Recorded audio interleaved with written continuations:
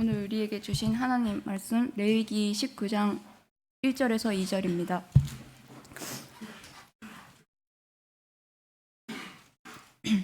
주님께서 모세에게 말씀하셨다. 이스라엘 자손 온 회중에게 말하여라. 너는 그들에게 이렇게 이르러라.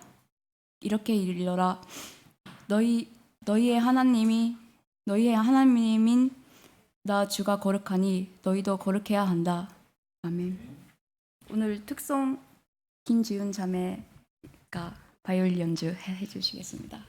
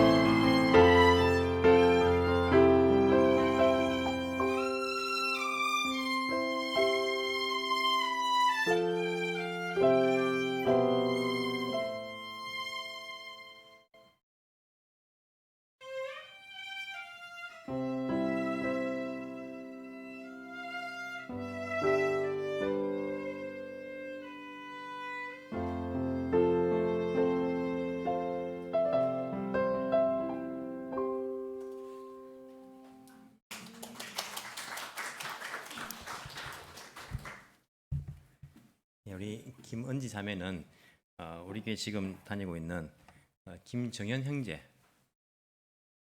어디 있습니까? 저 뒤에 앉아 있네요. 정현 형제의 동생입니다. 동생이고 우리 정현 형제 아버지하고 동생이 이제 일본에 방문을 하셨습니다. 아버지께서도 예배 참석하셨는데 경주교 장로님이십니다. 그 성가대 지휘를 하시고 계시고 제가 경주교회 부목사 하다가 이제 일본에 왔거든요. 그 경주교회에서 같이 이제 섬겼던 장로님이고 또 그 가족들이 엄마만 쏙 빼놓고 이렇게 세 명이 와서 또 함께 예배드리면서 또 찬양할 수 있는 그런 시간이 있는 것이 참 감사한 일이라고 생각합니다. 주중에 무쿠시마 우리 노숙자 전도 가수도 연주를 아주 은혜롭게 했고 또 한글학교에서도 연주를 또 은혜롭게 하고 또 오늘 1부 예배, 2부 예배 함께 자기 전공을 가지고 하나님을 찬양할 수 있어서 또 이 은혜를 나눌 수 있어서 참 감사합니다. 우리 예배 후에도 좋은 교제가 있기를 바랍니다. 우리 지금 예배의 봉사를 목장별로 돌아가면서 사회 기도를 하고 있습니다.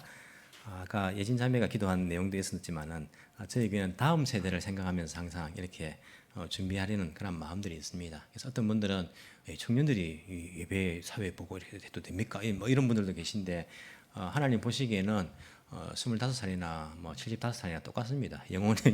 영원하신 그분이 보시기에는요, 그게 그겁니다. 하기 때문에 우리가 이렇게 또 다음 세대를 생각하면서 또 이렇게 예배에 함께 섬길 수 있다는 것이 참 감사한 일이라고 생각합니다.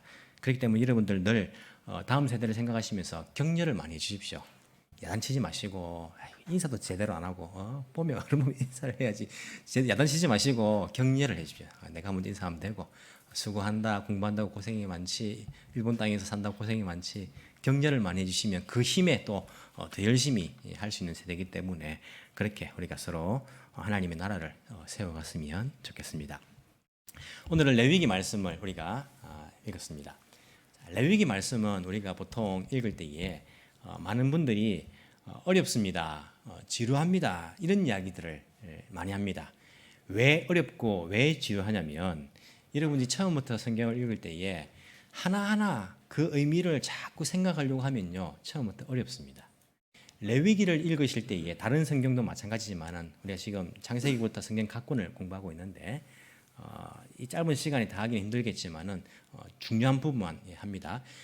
다른 성경도 마찬가지지만 레위기를 읽으실 때에 일단은 여러분들이 큰 타이틀을 먼저 한번 싹 훑어서 읽어야 됩니다. 처음부터 끝까지 어떤 내용이 있나 한번 싹 훑어 읽으시고 이게 이 백성들에게 어떤 의미가 있었을까를 생각하시면서 읽어 나가면요 이 레위기가 결코 지루하거나 어려운 책이 아닌 것을 여러분들이 다시 한번 깨닫게 될 것입니다. 오늘 레위기를 통하여서 하나님께서 우리에게 무엇을 하시기를 말씀하시기를 원하시는지를 이 시간 한번 알아보기를 원합니다. 먼저 출애굽기 40장을 한번 보십시오. 출애굽기 40장에 보면 성막을 이제 세운 그런 이야기가 나옵니다. 출애굽기 40장 17절입니다.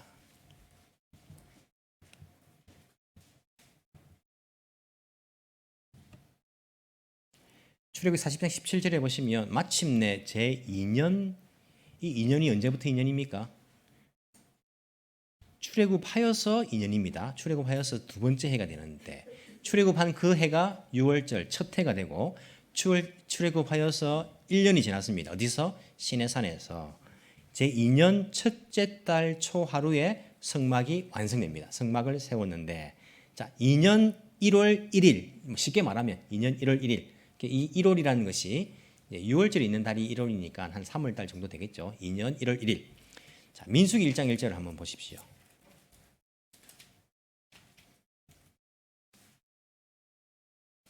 민수기 1장 1절 보시면 뭐라 되어 있습니까? 이스라엘 자손이 이집트 땅에서 나온 지 2년이 되던 해 둘째 달 초하루에 주님께서 신의 광야의 회막에서 모세에게 말씀하셨다. 인구를 조사하여라.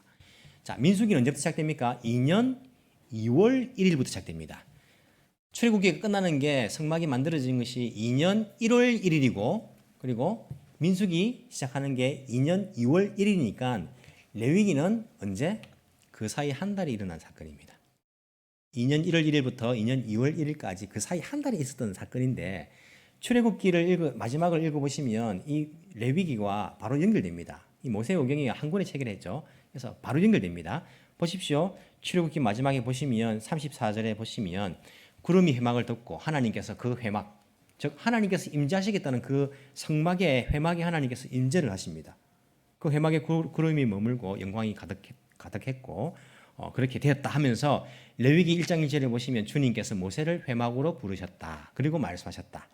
무슨 말이냐면 출애굽기 40장에 성막이 완성이 되었습니다. 그리고 하나님께서 구름으로 다 임재하신 거예요. 그리고는 모세를 불러가지고 레위기에 말씀하신 겁니다. 레위기의 말씀을. 그리고는 한 달 뒤에 인구조사를 하고 본격적인 광야 여정이 시작되는 거예요. 물론 처음부터 광야 여정을 하려고 생각했던 것은 아니죠. 하지만 그들의 불순종으로 믿음 없음으로 불신앙으로 38년의 여정이 민수기에 우리가 기록된 것을 여러분들이 생각하시면서 이 개념을 가지시고 보시는 게 좋습니다. 제목이란 것은 이후에 붙어진 제목입니다. 이 당시에는 제목이 없었습니다.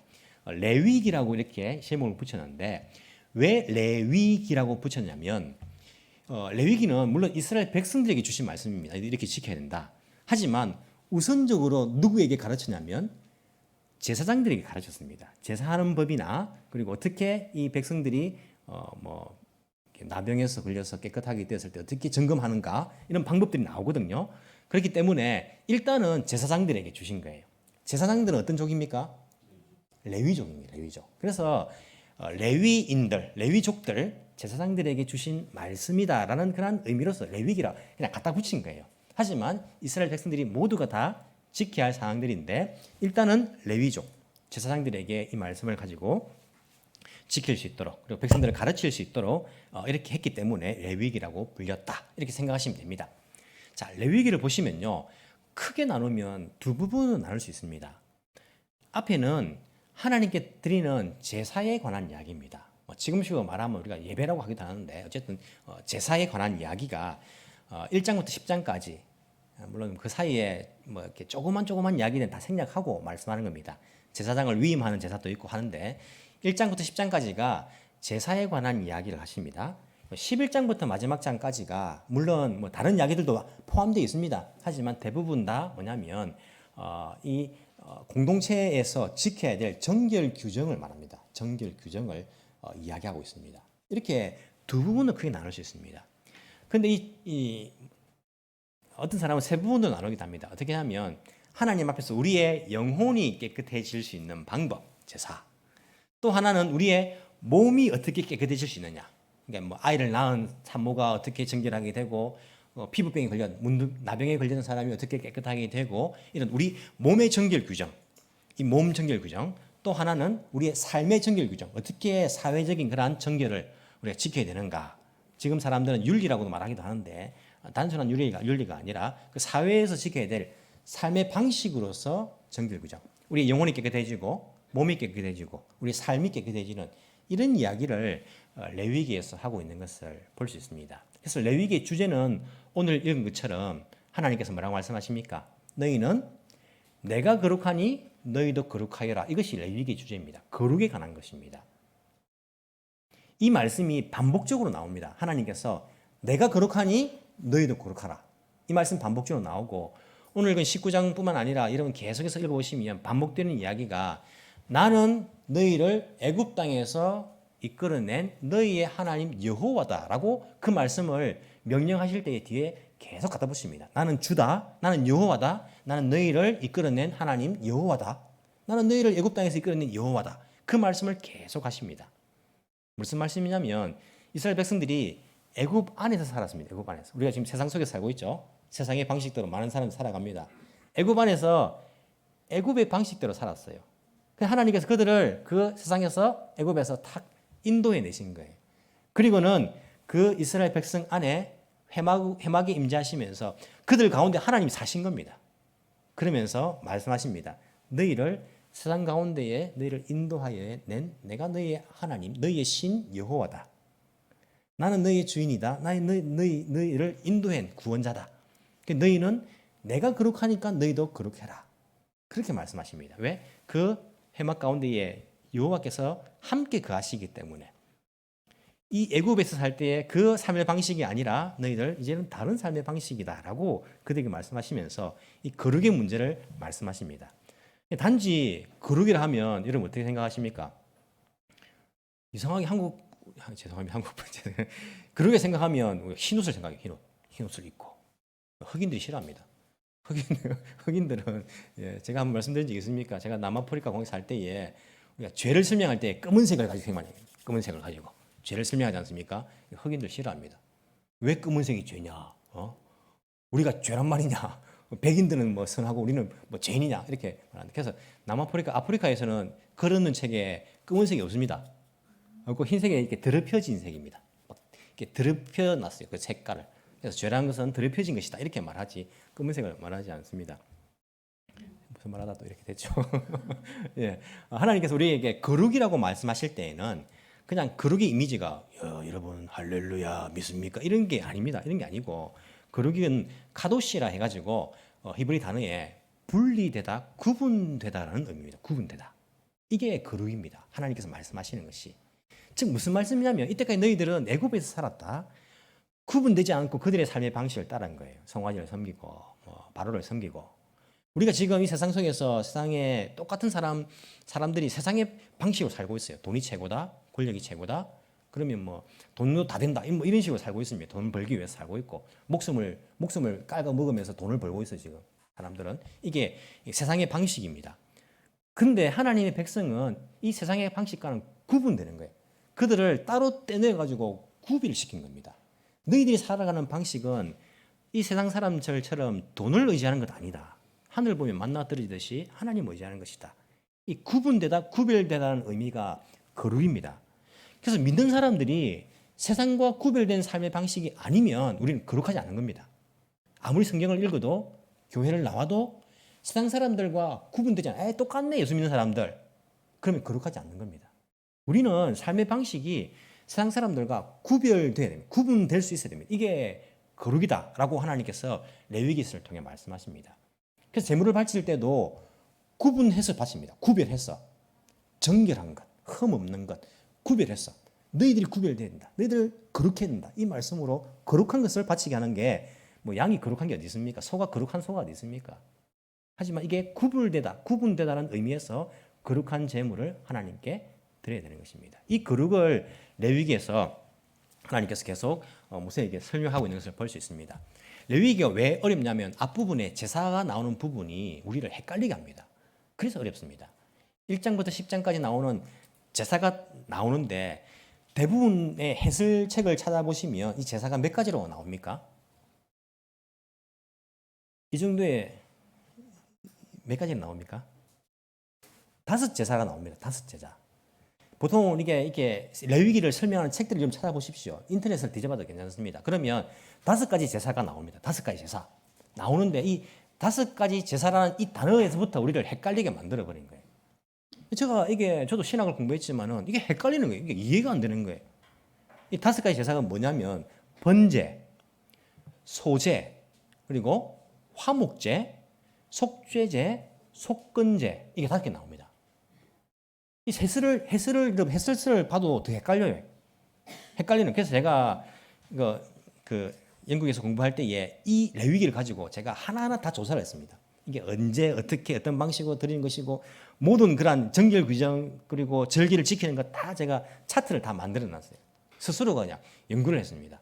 너무 헷갈려 가지고 왜 사람들이 이게 헷갈리게 해놨냐면 5가지 제사라고 했기 때문에 헷갈린 거예요. 5가지 제사가 아닙니다. 5가지 제사가 아니라 사실은요 2가지 제사입니다. 2가지 제사.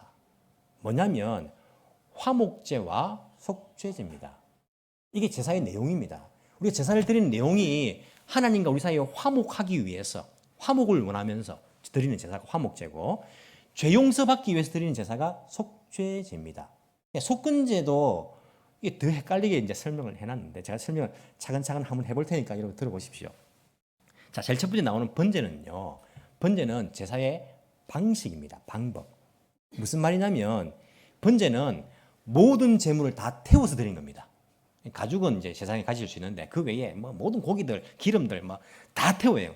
다 태워서 올리는 것이 번제입니다. 번제. 이게 제사의 방식이에요. 번제. 그래서 제사의 방식 가운데에 레위기 8장을 보시면 요제라는 게 나와요. 요제.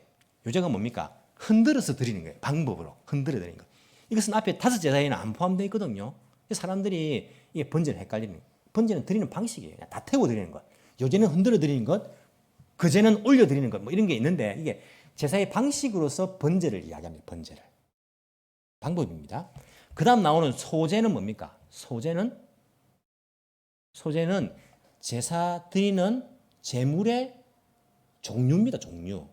보통은 짐승을 드리면 짐승을 드려야 되는데 곡식을 드리고 싶을 때 있잖아요. 아, 첫 열매를 받았는데 하나님께 드리고 싶다. 이런 마음 여러분 들지 않습니까? 안 됩니까? 첫 열매를 받았는데 우리 때는요. 첫 월급 받으면 다 막 헌금하는 이런 게 있었어요. 우리 젊을 때는. 제가 지금도 젊지만은 더 젊을 때에는 막 첫 열매를 하나님께 드리고 싶다. 이런 마음. 곡식으로 하나님께 제사를 드릴 때는 어떻게 되는가에 관한 이야기가 소제입니다. 소제.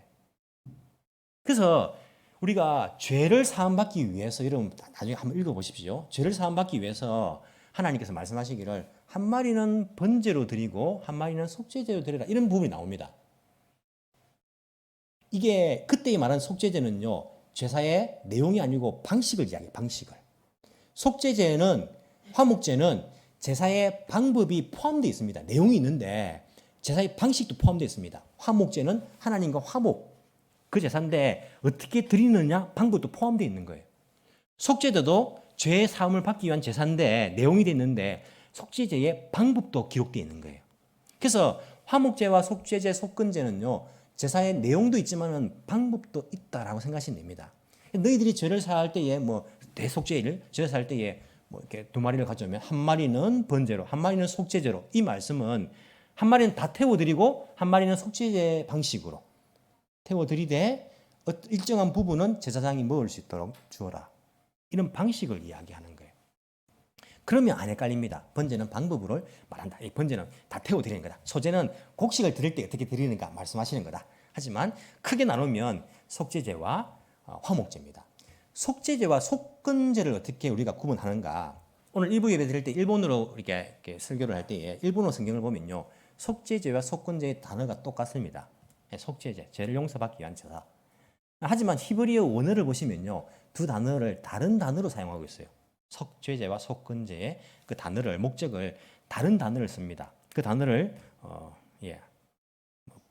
읽어도 별 의미는 없지만은 하타 이게 속죄제고 아샴이라는 것이 속건제입니다. 샬렘이 이제 화목제인데 이게 샬롬에서 온 단어예요. 샬롬, 평화, 화목. 이게 화목제의 단어인데 원어를 보면 속죄제와 속건제의 단어가 다릅니다.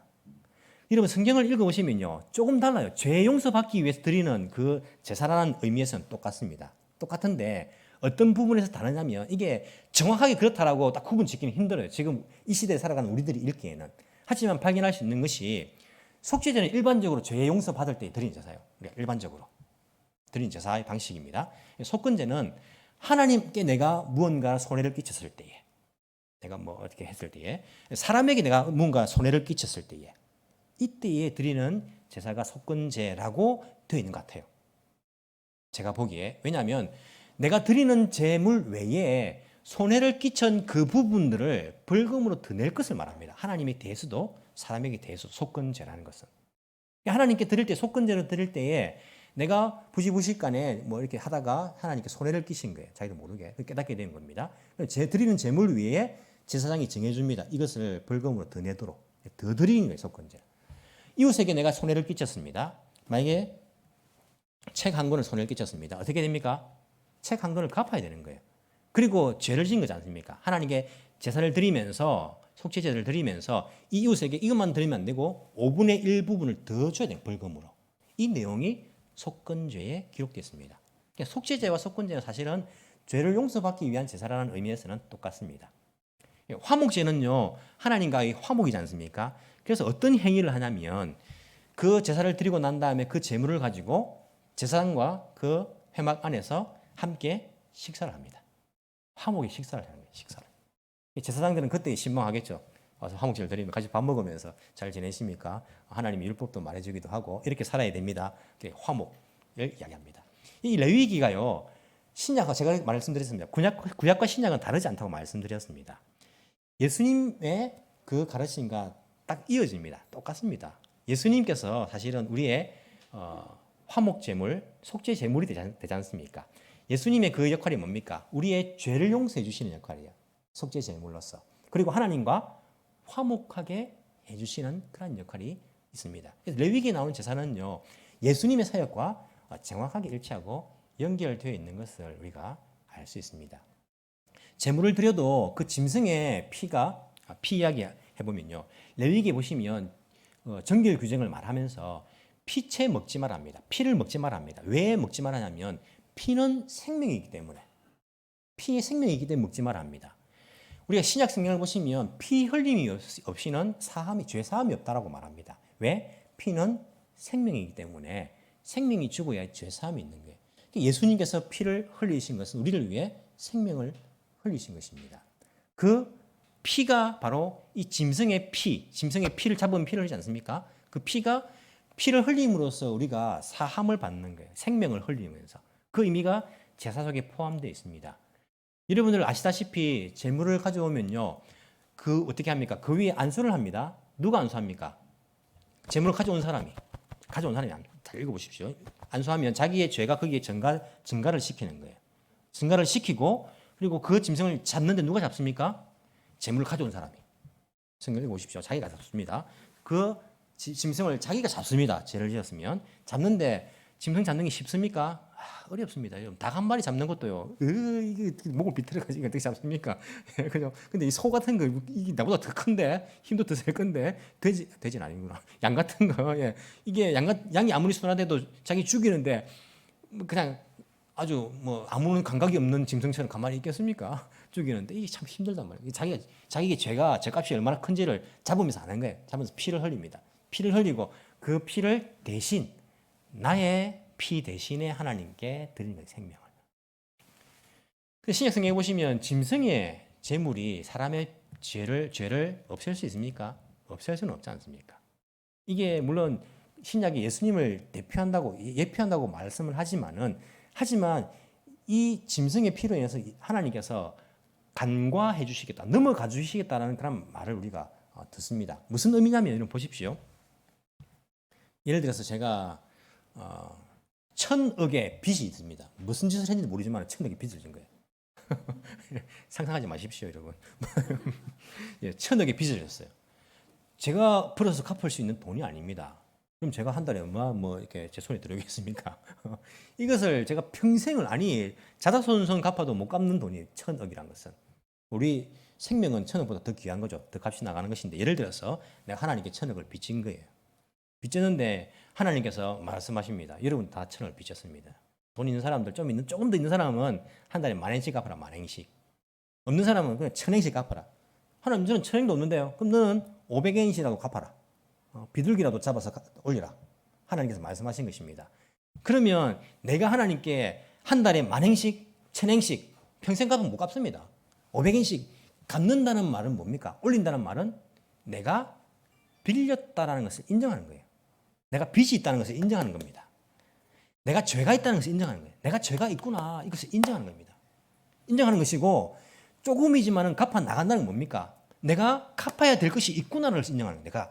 내가 갚아야 될 것이 있구나, 주님 앞에서 내가 갚아야 될 것이 있구나, 내가 빚쟁이구나, 이것을 인정하는 것입니다. 그것을 보고 하나님께서 넘어가 주시는 거예요. 난 죄 없습니다. 난 빚진 적 없습니다. 내가 갚을 게 뭐가 있습니까? 이 행동이 아니라, 이 짐승을 드릴 때에, 주님, 제가 죄인입니다. 내가 피를 흘려가지고 갚아야 될 죄값이 있습니다, 주님. 이런 존재입니다. 이것을 보시고 500원이라도 갚아 나가니까 넘어가 주시는 거예요. 물론 평생 갚아도 못 갚을 거 알지만 넘어가 주시는 겁니다. 근데 이 1,000억의 빚을 누가? 예수님이 이 땅에 오셔가지고 다 갚아주신 거예요. 다 갚아주신 거예요. 그래서 예수님만 내가 의지하면 되는 거예요. 예수님만 의지하면 내가 갚아야 될 죄가 그 빚이 없는 거예요. 예수님 못 믿는 사람이었어요. 뭐 예수님 뭐 우리를 죄를 왜 죽었어? 정치범으로 죽었지. 그냥 역사적인 인물로 와가지고 죽었지. 못 믿는 겁니다. 예수님이 천억을 갚아줬다는데도 못 믿는 겁니다. 천억 내가 못 믿지 하면 누가 갚아야 됩니까? 자기 갚아야 돼요. 못 믿는데. 못 믿는 자기 갚아야죠. 예수님이 다 갚았는데도요. 이걸 못 믿는 사람들은 예수님께서 나의 죄를 위해서 피를 흘렸다. 나의 죄값을 갚았다는 것을 못 믿으면 자기 갚아야 돼. 영원히 지옥에서 자기의 피로 자기의 생명으로 갚아야 되는 거예요. 이게 예수님께서 우리의 죄를 갚아주신 것이고 이게 바로 제사를 드리는 의미입니다. 하나님 제가 죄가 있습니다. 제가 죄인입니다.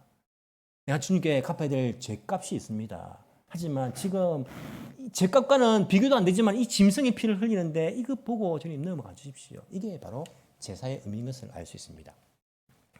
그럼 다른 나라들이 제사를 드릴 때에 다른 신들에게 복을 빌면서 제물을 드립니다. 합격하게 해주세요. 사업 잘 되게 해주세요. 농사 잘 되게 해주세요.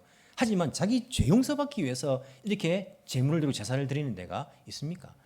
하지만 이 백성 가운데에 하나님께서 거하시기 때문에 하나님의 백성이 되기 위해서는 죄 문제를 해결하지 않으면 안 되기 때문에 이 제사의 이야기를 하시는 거예요. 하나님이 이제는 너희 가운데 산다. 회막 가운데 산다. 너희는 이제 나의 백성이다. 내가 거룩하니 너희들도 거룩해야 된다. 하나님의 백성이 되기 위해서는 죄 문제가 해결돼야 되는 것입니다. 따라서 레위기는요. 우리가 하나님 나라 백성이 되는 법을 말해주고 있는 거예요. 제사를 통해 가지고. 죄 용서 받아야 된다. 그 뒷부분에 나오는 것은 무엇입니까? 너희들 죄 용서 받았으니까 하나님이 너희 가운데 회막 가운데 있는데 그냥 그대로 살 수 있느냐? 아니다. 세상 사람들과 구분되는 세상 사람과 구분되는 그러한 삶의 방식이다. 회막 가운데 하나님이 있으니 너희들은 이제 앞으로 살아가는 삶들도 다른 나라들과는 구분되어야 된다. 거룩한 삶을 살아야 된다. 하나님 나라 백성으로 사는 방법에 대해서 뒷부분에서 말씀하시는 거예요. 제가 늘 반복해서 말씀드립니다. 우리가 예수님을 통하여서 죄 문제가 해결되고 하나님 나라 백성이 되었습니다. 이게 복음서에서 우리가 가르치시는 거예요. 예수님 믿으면 구원받습니다. 예수님 외에는 죄 문제를 해결받을 수가 없으며 구원받을 수 있는 데가 없습니다. 그래서 여러분들은 예수님을 믿음으로써 하나님 나라 백성이 되었습니다. 여기서 많은 교회들이 끝이 나버립니다. 그래서 하나님 나라 백성으로 사는 삶을 보여주지 못하고 세상 사람들과 구분되지 못하는 똑같은 삶을 살아가는 거예요. 똑같이 돈 좋아하고 똑같이 돈 때문에 신앙 팔아먹고 똑같이 남 속이면서 장사하고 똑같이 남들에게 피해를 주면서 내 이익을 위해서 내 가족만 나만 이것만 생각하면서 그렇게 살아가는 거예요. 하지만 예수님을 통하여서 하나님 나라 백성이 되었으면 우리들은 똑같이가 아니라 세상과 구분되는 하나님의 백성으로서 사는 삶을 살아야 되는 것이 레위기에서도 가르쳐주고 있는 거예요. 하나님이 이스라엘 백성 속에 들어와 버렸습니다. 하나님 나라 백성이 되었습니다. 근데 이스라엘 백성들이 어떻게 합니까? 우리가 나중에 살펴보겠지만 민수기에서 세상 사람들과 주변의 나라들과 구분되는 삶을 살지 않고 똑같은 삶을 삽니다. 그렇지 않습니까? 똑같은 삶을 삽니다. 똑같이 불평하고 불만하고 고기 달라 하고 똑같이 성적인 범죄를 저지르고 똑같이 살다 보니까 하나님이 그 속에 계신데 똑같은 삶을 살다 보니까 다 그들이 멸망하는 것을 볼 수 있어요. 여러분 이 사회를 지탱하고 있는 것이 뭡니까? 법치국가 아닙니까? 법입니다. 법은 그 나라 국민들을 어떻게 살 것인가를 결정지어 주는 것입니다. 일본에 살면 일본 법을 따라야 됩니다. 운전할 때도 일본의 운전법을 따라야 교통법을 따라야 되는 거예요. 법이란 것은 그 사람의 삶을 결정해 주는 거예요. 여러분이 법을 어기면요 누구 만납니까? 재판관을 만납니다. 법을 어기면요 재판관 만나가지고 벌을 받습니다. 벌금을 받든지 벌을 받는 거예요. 하나님께서 하나님 나라의 삶의 방법으로서 그들에게 법을 주신 거예요. 그냥 율법을 지켜라, 그냥 윤리를 지켜라, 윤리를 착하게 살아 이게 아니고 하나님 나라 법으로서 그걸 주신 겁니다. 여러분들이 하나님 나라의 백성으로 삶의 방식을 따르지 않으면 재판관이신 하나님을 만나게 될 거예요. 이게 이스라엘 역사, 하나님이 선택하신 하나님의 백성들 이 모범을 통해서 우리가 알 수 있어요. 그들이 하나님의 법을 따르지 않고 그 주변 나라들과 똑같이 구분 안 되는 삶을 살아갈 때에 재판관이신 하나님을 만났던 것을 우리가 알 수 있습니다. 이것을 통해서 지금도 예수 믿는 사람들, 크리스찬들, 교회 이 사람들이 어떻게 살아가야 될 것인가를 하나님께서 우리에게 레위기를 통해서 말씀하고 있는 것입니다. 이 말씀이 우리의 영혼이 죄로 인하여 더럽혀졌는데 깨끗하게 되는, 정결하게 되는, 거룩하게 되는 것. 또 하나는 뒤에 보시면 정결한 음식, 먹어야 되는 음식, 먹으면 안 되는 음식, 이들이 나옵니다. 그리고 피부병에 대해서, 전염병에 대해서, 아이를 낳았을 때 어떻게 정결해지고 또 어떻게 이렇게 삶 속에서 우리 몸의 정결도 나옵니다. 여러분, 우리가 이 몸은요 아무것도 아닙니까? 우리 영혼이 중요한 거지 몸은 아무것도 아니다. 몸은 그냥 막 이게 다 이단적인 겁니다. 몸이 아무것도 아니니까 몸을 이렇게 뭡니까? 고행을 해야 된다. 이 이론은 이단적인 이론이고, 역사적으로도 몸이 아무것도 아니니까 마음껏 쾌락으로 즐겨도 된다. 이게 또 이단적인 의미입니다. 몸도 하나님께서 만드셨기 때문에 성경을 보시면요, 몸도 청결하게 유지할 것을 말씀하십니다. 그래서 우리의 영혼이 예수님의 보혈로 깨끗하게 되었는데 우리의 몸도 여러분들 청결하게 하는 것도 우리가 필요합니다.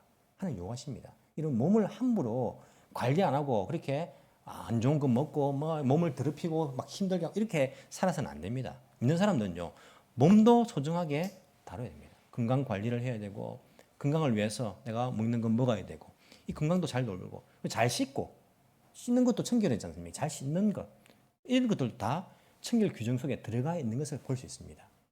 뿐만 아니라 그 사회 가운데 사회를 지탱하기 위해서 그 사회 가운데 어떤 그런 규범들을 지켜야 되는가를 하나님께서 말씀하십니다. 이것이 단순한 윤리가 아니라 이 사회를 지탱하고 있는 그러한 중요한 덕목인 것을 알 수 있습니다. 여러분 보십시오. 이스라엘이 왜 붕괴를 경험합니까? 하나님께서 주신 그 사회를 지탱하고 있는 이 율법을 지키지 못할 때 붕괴하는 거예요.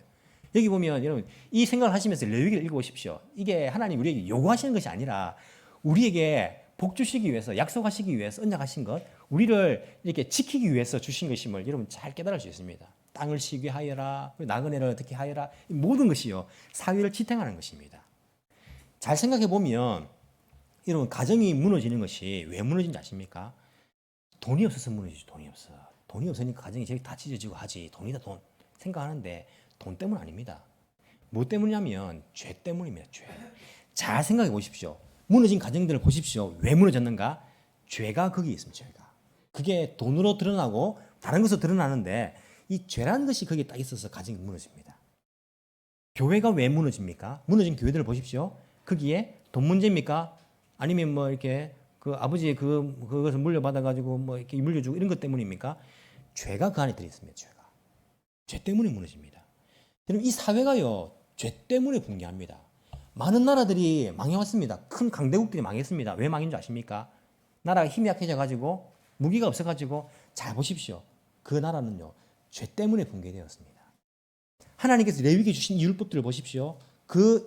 이것들은 사회를 지탱하고 있는 법들입니다. 동성애를 금지하고 근친상간을 금지하고 여러 가지 법들을 보십시오. 이것들이 지켜지지 않을 때에 사회가 무너질 수밖에 없습니다.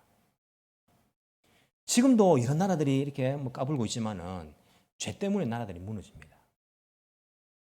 그래서 우리는 단순히 이게 우리에게 아주 엄격하게 윤리적인 부분을, 도덕적인 부분을 요구하신다, 그런 부분으로 보는 것이 아니라 하나님의 나라를 사사회로 지탱하기, 유지하기 위해서 하나님께서 주신 이 믿는 사람들, 하나님의 백성들의 삶의 방식으로서 우리가 그것을 이해할 필요가 있습니다.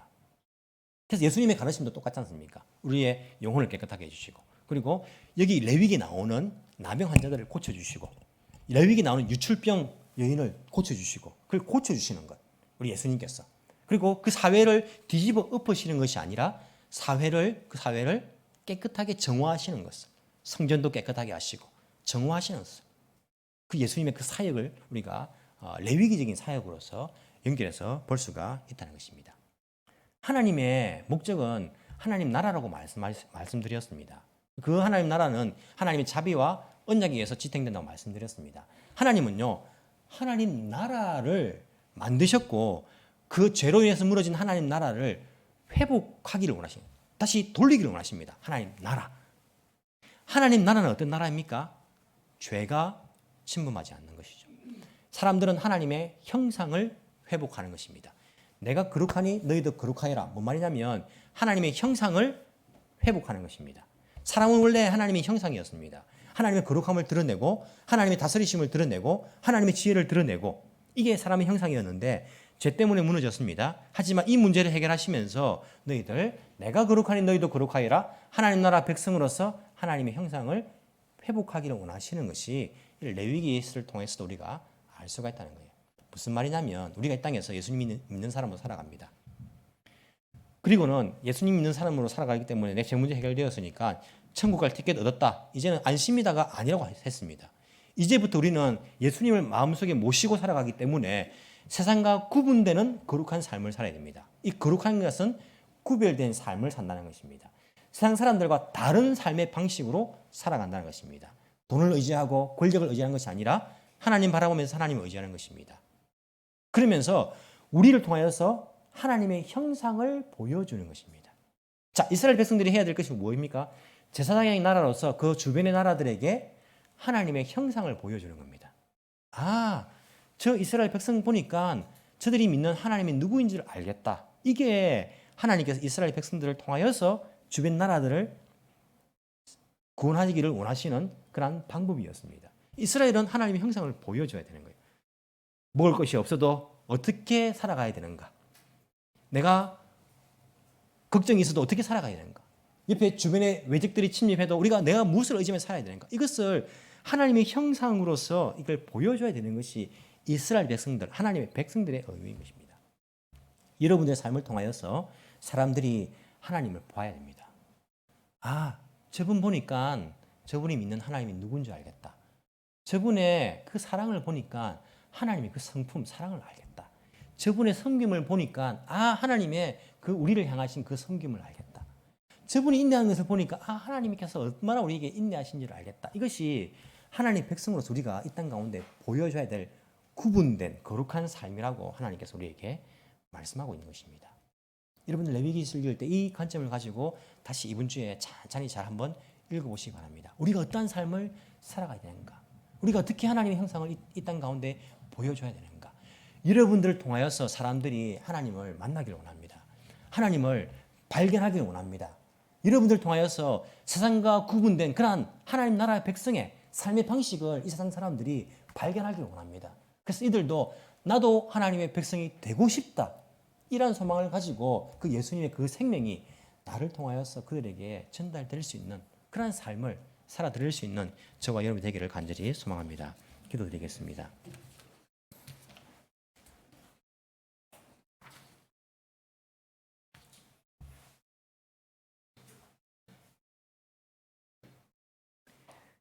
사랑이 많으신 하나님 아버지 감사합니다. 영원히 갚아도 다 갚을 수 없는 우리의 죄값, 아무리 피를 흘려도 주님 우리의 죄값을 다 치를 수가 없는 그러한 불쌍한 인생들인데 예수님께서 창조주신 그분께서 우리와 구분되는 신성을 가지신 그분께서 이 땅에 사람으로 오시고 우리를 대신하여서 자신의 그 소중한 피를 흘려주심으로써 우리에게 죄 용서의 은혜를 주신 것 너무나 감사함을 드립니다. 하나님께 감히 가까이 나아갈 수 없었고 하나님을 내 속에 모셔드릴 수 없는 그런 죄악된 존재들인데 예수님께서 우리와 하나님 사이에 막혀있는 죄의 담을 허물어 주시고 예수님을 통하여서 하나님을 만날 수 있는 하나님을 내 속에 모실 수 있는 그러한 은혜를 주신 것 너무나 감사함을 드립니다. 주님, 정말 내가 하나님의 백성이라면 하나님의 백성답게 살아갈 수 있는 은혜를 주시옵기를 간절히 소망합니다. 하나님께서 나에게 원하시는 그 삶의 방식을 따라 살아갈 수 있는 저희들 되게 도와주옵소서. 이 땅 가운데 이 땅에 사는 그 사람들의 삶의 방식과는 구분되는 그런 거룩한 삶을 살게 도와주옵소서. 똑같이 돈의 가치를 따라서 돈을 벌기 위해서 돈만을 위해서 욕심을 가지고 그렇게 살아가는 것이 아니라 자기의 이익만을 위해서 내 가족만의 이익을 위해서 살아가는 것이 아니라 이웃을 사랑하러 가신 그 주님, 그 주님의 마음을 닮아서 열방을 마음에 품고 이들에게 하나님의 그 사랑을, 하나님의 그 공의를 우리가 전할 수 있는 그러한 삶을 살 수 있는 저희들 되게 주님 인도하여 주옵시기를 간절히 소망합니다. 부족합니다. 날마다 실패합니다. 쓰러집니다. 그럴 때마다 다시 우리에게 부어질 성령의 기름을 사모합니다. 거룩한 영이신 성령께서 우리의 삶을 지배해 주시고 우리는 그저 성령 하나님께서 말씀을 깨닫게 해주시고 그 말씀의 인도함 따라 순종하며 살아갈 수 있는 저희들 될 수 있도록 주님께서 은혜 베풀어 주옵시기를 간절히 소망합니다.